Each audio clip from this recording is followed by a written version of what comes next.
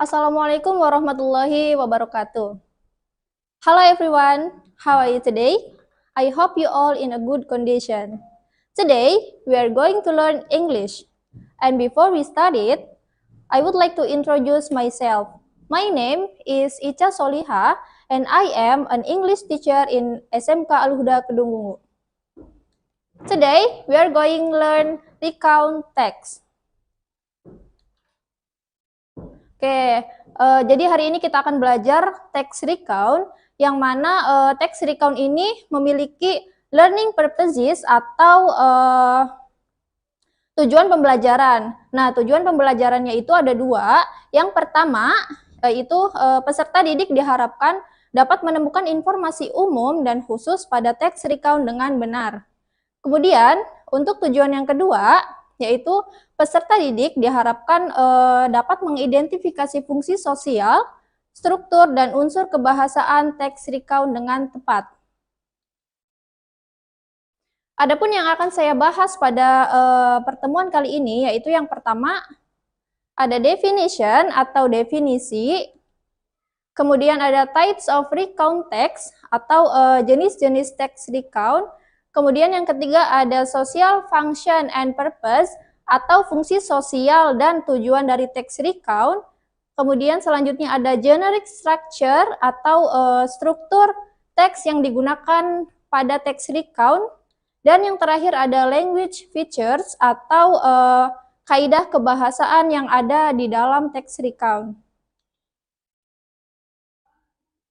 Sebelum masuk ke definisi, saya mau tanya dulu nih, apakah kalian pernah menulis di buku diary? Tentunya pernah ya, atau pastinya kalian sering menceritakan pengalaman yang tidak terlupakan kepada teman kalian. Nah, kedua aktivitas tersebut adalah salah satu bentuk contoh dari text recount. So, here is the definition of recount text. Recount text is a text which retells events or experience in the past. Maksudnya ialah text recount ini merupakan teks yang menceritakan kembali event, kejadian, peristiwa, atau pengalaman yang terjadi di masa lampau. Maksudnya ialah peristiwa tersebut sudah kita alami, sudah dialami ya, sudah terjadi. Oke, next. There are 4 types of recount text. Jadi ada 4 jenis-jenis text recount. Yang pertama itu ada personal recount, yang kedua factual recount, yang ketiga imaginative recount, dan yang terakhir itu ada historical recount. Oke, for the first types yaitu types yang pertama ada personal recount, yang mana teks recount ini menceritakan pengalaman pribadi penulis. Misalnya, penulis ini menceritakan pengalamannya berlibur ke Pulau Bali. Kemudian, yang kedua yaitu factual recount. Nah, factual recount merupakan text recount yang terjadi berdasarkan fakta. Contohnya, penulis ini menulis karya ilmiah, karya sains. Nah, data-datanya ini penulis tuangkan berdasarkan fakta yang terjadi di lapangan. Kemudian yang ketiga yaitu imaginative recount. Imaginative recount adalah text recount yang bersifat imajinatif atau hanya berupa hayalan atau tidak benar-benar terjadi. Kemudian the last types of recount text, tipe terakhir dari text recount yaitu historical recount, di mana historical recount ini merupakan text recount yang berisi sejarah. Contohnya ialah sejarah kemerdekaan Indonesia atau peristiwa yang terjadi pada G30 SPKI dan lain sebagainya. Next. Selanjutnya ada social functions and purposes. Jadi ada 3 fungsi sosial atau tujuan dari text recount. Yang pertama, to tell experiences in which the writer was personally involved. Jadi tujuannya yaitu untuk menceritakan pengalaman penulis. Kemudian yang kedua, to inform the readers by telling the past events historically and achievements in a person's life. Maksudnya yaitu untuk menginformasikan kepada pembaca dengan menceritakan kejadian di masa lampau, sejarah di masa lampau, dan pencapaian kehidupan seseorang. And the last is to entertain the readers. Sama seperti beberapa jenis teks lainnya, teks recount juga bertujuan untuk menghibur pembaca. Next yaitu generic structure atau struktur teks yang digunakan di dalam teks recount. First is orientation, yang mana orientasi ini berisi pengenalan. And the second is series of events. Series of events ini berisi tentang rangkaian cerita. And the third or the last is reorientation, atau berisi kesimpulan dari cerita-cerita yang sudah dituliskan oleh penulis. Oke, apa sih yang ada di dalam orientation?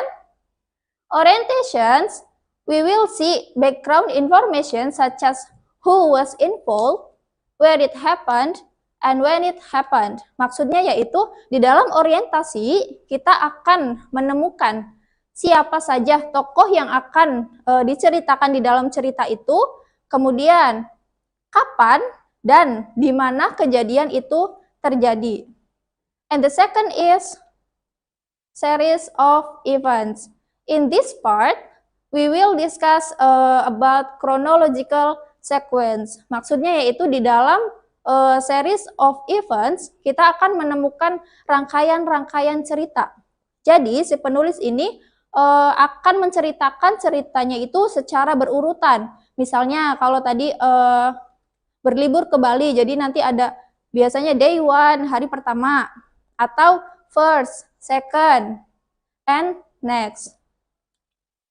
Terakhir yaitu ada reorientation atau kesimpulan. In this part, we will see a personal comment about the event or what happened in the end.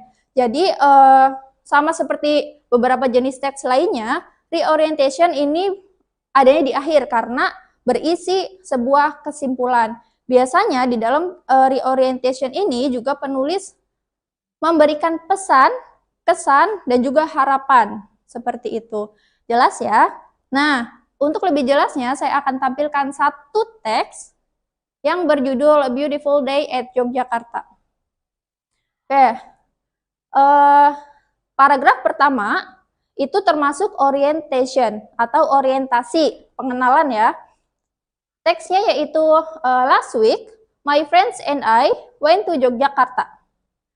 Minggu kemarin, teman-teman saya dan saya pergi ke Yogyakarta. We visited many places there. Kami mengunjungi banyak tempat di sana. Nah, di dalam orientation itu yang pertama tadi ada who was involved atau siapa saja sih tokohnya. Yang pertama itu ada my friends, ada teman-teman saya, and I, dan tentunya saya sebagai penulis. And where it happened, di mana sih terjadinya? Yaitu di Yogyakarta. And when it happened, kapan peristiwa tersebut terjadi, yaitu last week atau minggu kemarin. Untuk orientation jelas ya. Next yaitu ada di paragraf selanjutnya ada series of events atau rangkaian peristiwa, rangkaian kejadiannya. First, pertama, we visited Parangtritis Beach. Jadi penulis ini beserta teman-temannya, lokasi yang pertama dikunjungi oleh penulis yaitu Pantai Parangtritis. We felt the wind blow across to us. Jadi kami merasakan angin berhembus. We also saw a lot of people in that beach. Jadi penulis juga melihat banyak orang di pantai itu. There were many birds fly in the sky. Banyak burung berterbangan di langit. Second, nah tadi ada first, kemudian ada second. Tempat kedua yang dikunjungi oleh penulis yaitu we visited Gembira Loka Zoo atau kebun binatang Gembira Loka. We saw many kind of animals there. Kami melihat banyak jenis hewan, such as monkey, tigers, crocodiles, and snacks, and etc. dan lain sebagainya. Then, setelah itu, setelah mereka mengunjungi kebun binatang, we felt hungry. Kami merasa lapar. So, we went to a restaurant. Jadi, setelah dari Pantai Parangtritis, mereka ke kebun binatang, selanjutnya yaitu mereka pergi ke restoran karena mereka merasa lapar. After that, setelah makan, we decided to go home. Jadi mereka memutuskan untuk pulang ke rumah. Nah, itu series of event. Strukturnya jelas ya, mulai dari pertama lokasinya di mana, kemudian lokasi kedua di mana, setelah itu mereka kemana, sampai akhirnya mereka pulang ke rumah. And last is reorientation atau kesimpulannya. For me, that was a beautiful day. Nah, bagi penulis, hari-hari itu merupakan hari yang indah. We really enjoyed it. Kami merasa sangat menikmati liburannya. And I hope I could visit Yogyakarta again. Dan penulis ini berharap dia bisa mengunjungi Yogyakarta lagi. Next. Ada language features atau kaidah kebahasaan yang digunakan di dalam text recount. Yang pertama, using simple past tense. Karena cerita ini sudah terjadi, maka tenses yang digunakan yaitu menggunakan past tense atau kata kerja bentuk kedua. Yang kedua yaitu using chronological connection. Karena ada rangkaian peristiwa, maka digunakanlah kata hubung kronologis seperti then, before that, after that, first, second, last, next, dan lain sebagainya. Kemudian yang ketiga yaitu using adverb place and time, yaitu menggunakan kata keterangan tempat dan waktu. Oke, contohnya ini, masih dengan teks yang sama, dengan judul Beautiful Day at Yogyakarta, untuk huruf yang merah, itu merupakan contoh dari simple past tense. Contohnya ada when, bentuk kata kerja kedua dari go, kemudian ada visited, itu bentuk kata kerja kedua dari visit, dan lain sebagainya. Kemudian yang kedua yaitu yang berwarna hijau, itu merupakan chronological connection. Di situ contohnya ada first, second, then, after that, dan lain sebagainya.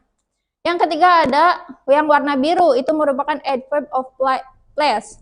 Ada Yogyakarta, Parangtritis, dan lain sebagainya. Kemudian yang terakhir, yang berwarna ungu, itu merupakan adverb of time, kata keterangan waktu, di mana di dalam teks ini kata keterangan waktunya yaitu adalah last week. Okay, to make sure that you understand well the lesson, I will give you some text. Nah, ini ada teks judulnya Trip to Lampung. Coba dikerjakan ya. Langkah pertama yaitu kalian isi titik-titiknya, dilengkapi teksnya dulu. Itu ada dalam kurung, kata dalam kurung, nanti diganti menjadi kata kerja bentuk kedua. Number one is for the example. Jadi nomor satu itu untuk contoh. Contohnya itu katanya visit. Visit bentuk kata kerja keduanya yaitu visited. Begitu untuk nomor 2 sampai terakhir. Kemudian setelah kalimatnya lengkap, dicari mana yang termasuk orientation, mana yang termasuk series of events, kemudian mana yang termasuk reorientation. Jelas ya? Oke, that's all from me. See you next time. Thank you for your nice attention. Wassalamualaikum warahmatullahi wabarakatuh.